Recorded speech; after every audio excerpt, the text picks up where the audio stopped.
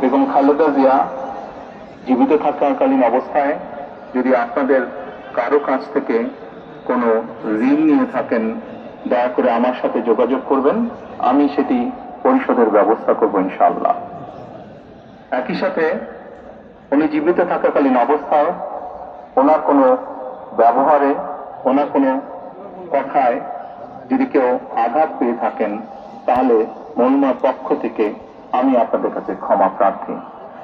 দোয়া করবেন আল্লাহ তাআলা যাতে ওনাকে বেহেশত দান করেন। আসসালামু আলাইকুম। আসসালামু আলাইকুম।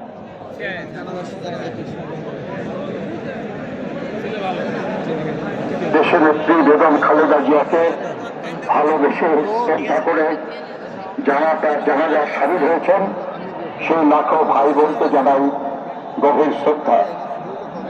মাননীয় প্রধান উপদেষ্টা পরিষদের সদস্যগণ, রাজনৈতিক নেতৃবৃন্দ, তিন বাহিনীর প্রধান সহ কর্মকর্তাবৃন্দকে উপস্থিতির জন্য ধন্যবাদ জানাই সশস্ত্র বাহিনী, র্যাব, বিজিবি, পুলিশ সহ আইন শৃঙ্খলার দায়িত্বে নিয়োজিত সকলের প্রতি। এখন মরহুমা বেগম খালেদা জিয়ার নামাজে জানাজা আদায় করবেন।